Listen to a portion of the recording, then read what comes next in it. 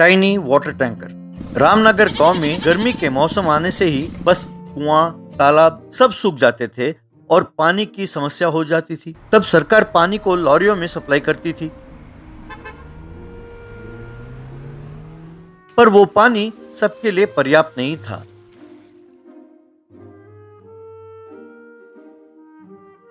इसीलिए वे private water tanker के लिए भी फोन करते थे। इस तरह रंगा नाम का व्यक्ति अपने वाटर टैंकर में वहां पानी सप्लाई करता रहता था। उस गांव में ज्यादातर लोग कंजूस और धोखेबाज और चोर की नीयत वाले थे। बेचारा रंगा ईमानदार होने के बावजूद हमेशा कुछ ना कुछ कहते रहते थे। एक बार एक व्यक्ति, अरे रंगा, जानते हो तुम जो पानी लाते हो कितनी बदबूदार है, ये पानी पिएंगे तो हमारे सेहत का क्या होगा। साफ पानी रहे तो 1000 रुपए देना चाहिए, पर ये पानी साफ नहीं है, इसीलिए 500 रुपए ही दे रहा हूँ। अरे ये क्या सर, जमीन में बोर डालकर निकालते हैं तो पानी बदबूदार कैसे हो सकती है। सरकारी टैंकर 900 रुपए लेते हैं और मैं सिर्फ 100 रुपए ज्यादा लेता हूँ। मैं ये लोगों को सेवा के उद्देश्य से दे रहा हूँ सर, पर हर बार कोई ना कोई बहाना करके पैसे कम करेंगे तो मैं गुजारा कैसे करूँगा। एक और घर पर एक औरत, बेटा, इस पानी में कपड़े धोने पर मैल नहीं जाते, बर्तन धोने पर चिकनाई नहीं जाती। ना घटिया पानी लाओगे तो कैसे चलेगा। इससे तो अच्छा वो सरकारी टैंकर ही है, अब से हम वही लेंगे। ना तुम्हारी जरूरत है ना तुम्हारे टैंकर की। माँ जी, कपड़े और बर्तन के लिए साबुन ना लगाकर पानी को क्यों दोष देती रहती हो। ठीक है, आपकी मर्जी, पानी की जरूरत हो तो बुला लेना, कहकर चला गया। घर पर रंगा की पत्नी, वैसे उनकी मिन्नतें करके पानी बेचने की तुम्हें क्या जरूरत है। ऐसे नुकसान वाला धंधा करना ही छोड़ दो ना। मैंने इसे धंधा नहीं, मेरी ओर से कुछ लोगों की सेवा माना है। सारा गांव तो ऐसा नहीं है, जहां अच्छाई हो वहीं तो बुराई होती है। ये भी वैसा ही है। मैं जानता हूं कि पानी की कमी क्या होती है। भूख लगे तो बर्दाश्त कर सकते हैं, पर प्यास लगे तो बर्दाश्त नहीं कर सकते। साल में 3 महीने की तो बात है। मुझे लाभ ना हो तो कोई बात नहीं, गांव के लोगों को परेशानी नहीं होनी चाहिए। मैं समझ गई कि मैं चाहे तुम्हें जितना समझाऊं, जैसे मर्जी समझाऊं, कोई फायदा नहीं। अरे मेरी मति मारी गई थी जो तुम्हें समझाने चली। एक बार उस गांव में लोगों ने एक नोटिस देखा। उस नोटिस में एक आदमी वाटर टैंकर के पास खड़ा दिखाई दिया। उसके नीचे लिखा था, Anyone wants water tanker? Call Mr. Amitabh. Mobile number 98198111. Price ₹400 only per tanker. ये देख लोगों ने उसे फोन करना शुरू किया। एक, हेलो अमिताभ जी, मुझे तुरंत एक टैंकर पानी की चाहिए। क्या? इसी नंबर पर गूगल पे करना होगा। ठीक है, ठीक है। दूसरा, हेलो अमिताभ जी, आप वाकई भगवान हैं, वरना 400 रुपए में टैंकर कौन देता है। अगले इलेक्शन में आप एमएलए के लिए खड़े हो जाएं, हम सब आपको ही वोट डालेंगे। तीसरा, सर ऐसा ना कहें सर, आप कल ही पानी की व्यवस्था कर दें, चाहें तो 100 रुपए ज्यादा दूंगा। हम सब आपके फैंस हैं सर। अब जब टैंकर के साथ आएंगे कल, तो हम आपका भव्य स्वागत करना चाहते हैं। बाद में एक आदमी वहीं खड़ा रंगा से, क्यों रंगा, इतने दिन 400 रुपए के टैंकर के लिए तुम 1000 रुपए लेते रहे, अब तुम्हारी ये ठगी नहीं चलेगी। कम से कम अमिताभ जी जैसे लोगों को देखकर कुछ तो सीखो। अगले दिन गांव वाले फूलों के हार के साथ टैंकर की प्रतीक्षा करने लगे। तभी वहां एक मिनी टैंकर आई। उसके ऊपर बैठे एक पिगने को देखकर लोग परेशान हो गए। हाय, हेलो, आई एम अमिताभ, जल्दी से मेरा सम्मान का कार्यक्रम पूरा कीजिए। मैं बहुत बिजी आदमी हूँ, अभी और बहुत सारे ट्रिप्स लगाने हैं। जल्दी जल्दी। क्यों भाई, नाम बड़े और दर्शन छोटे। तुम्हें इस टैंकर के साथ लिए फोटो को देखकर हमने कुछ और ही समझा था। 400 रुपए लेकर 4 लीटर पानी लाए हो, कहकर सबने मिलकर उसे खूब मारा। वो टैंकर के साथ वहां से भाग गया।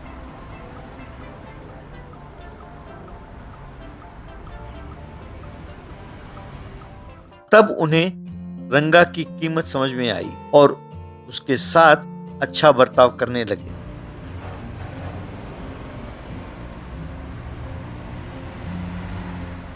अमीर गरीब। परमेश मिश्रा नाम का एक बड़ा बिजनेसमैन रहता था।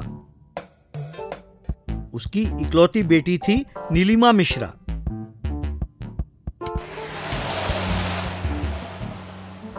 नीलिमा को उन लोगों पर बहुत गुस्सा आता था जो औरतों की अवहेलना करते थे या झूठ बोलते थे। एक बार परमेश मिश्रा ने विनय नाम के एक युवक को इंटरव्यू किया। वो विनय की सूझबूझ से काफी प्रभावित हुआ।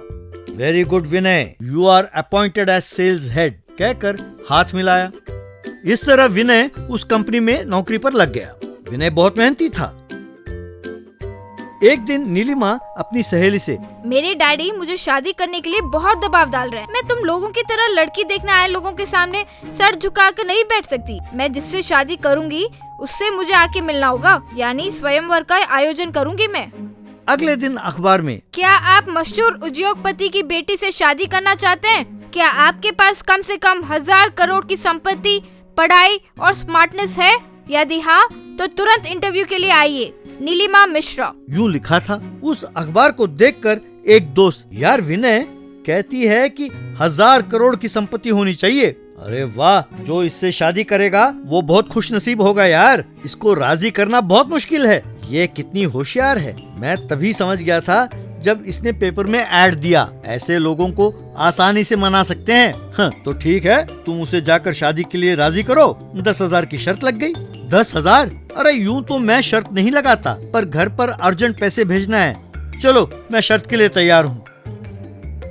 उसके बाद वो सूट पहनकर बड़े ठाट से नीलिमा के पास गया। Please come, have a seat. आप इंटरव्यू के लिए आए हैं ना? अरे इंटरव्यू नहीं तो क्या मैं फिल्म देखने आया हूँ? What a silly question. लगता है कि आपका IQ लेवल बहुत कम है। ओह, आई एम सॉरी। आप क्या करते हैं? एक और सिली क्वेश्चन। अगर आप ये पूछते कि आप क्या नहीं करते तो अच्छा होता। टेक्सटाइल बिजनेस से लेकर टीवी मैन्युफैक्चरिंग तक, फार्मास्यूटिकल्स, सॉफ्टवेयर, रियल एस्टेट, यूं और कई बिजनेस हैं। स्टेट्स में टेक्सटाइल्स, जापान में इलेक्ट्रॉनिक्स, इंग्लैंड में एक्सपोर्ट्स, स्विट्जरलैंड में software business. Oh, I am sorry. यूं बोलता ही गया तो आपका सारा टाइम वेस्ट हो जाएगा। By the way, I am Vinay. जल्दी इंटरव्यू करें, मुझे सिंगापुर जाना है। उसकी बातों से नीलिमा बहुत इम्प्रेस हुई। आप कौन कौन सी भाषाएं जानते हैं? इतनी भाषाएं जानता हूँ। अरे मुझे लगता है कि आप हिंदी और अंग्रेजी के अलावा कोई भाषा नहीं जानती। Am I correct? मुझे Japanese, Korean, Thai, Latin, French, Arabic, Russian, यूं तकरीबन 30 भाषाएं बोलना और लिखना जानता हूँ। काशी खुशी खुशी खो, शीशा खुखुश कोशिशे। ये क्या? इसका क्या मतलब है? ये स्वाहिली भाषा है। इसका मतलब है आप बहुत सुंदर हो। ये बात सुनकर वो पिघल गई। वाओ, आप बहुत अच्छा बोलते हैं, पर जब तक हम 2-4 बार और न मिल लें, एक दूसरे को समझना मुश्किल है। तभी मैं कोई निर्णय ले सकूंगी। कल शाम को पार्क में मिले। यानी मेरा 10,000 गया? 10,000 क्या? वो 10,000 नहीं, 10,000 करोड़ की डील के बारे में सोच रहा था।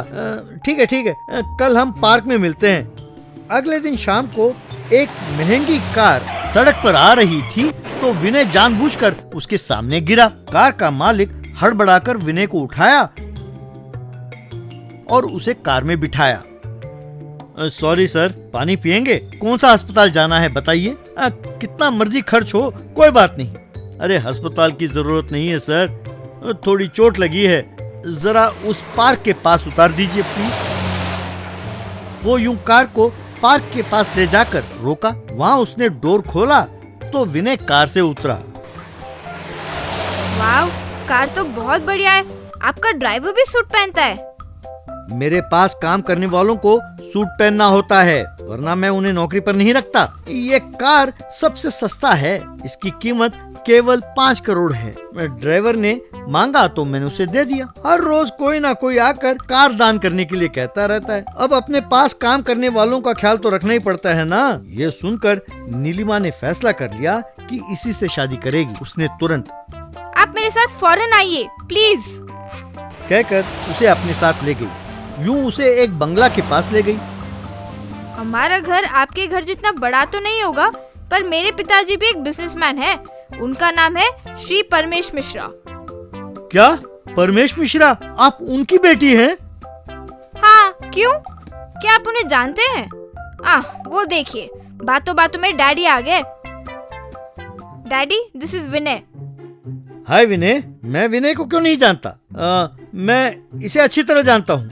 क्या आप विनय को जानते हैं? कैसे कैसे जानते हैं? क्यों विनय, आप अपने डैडी को जानते हैं? अरे एक बार लंदन में मेरा फ्लाइट मिस हो गया था तो इसने अपने प्राइवेट फ्लाइट में मुझे लिफ्ट दिया था, और एक और बार बिना ब्याज के पूरे 1000 करोड़ रुपए इसने मुझे उधार दिया है। सर, मैं आपके हाथ जोड़ता हूँ सर, घर अर्जेंट 10,000 रुपए भेजने के चक्कर में मैं ये गलती कर बैठा सर। सॉरी नीलिमा, मैंने तुमसे झूठ बोला था, मुझे माफ कर देना।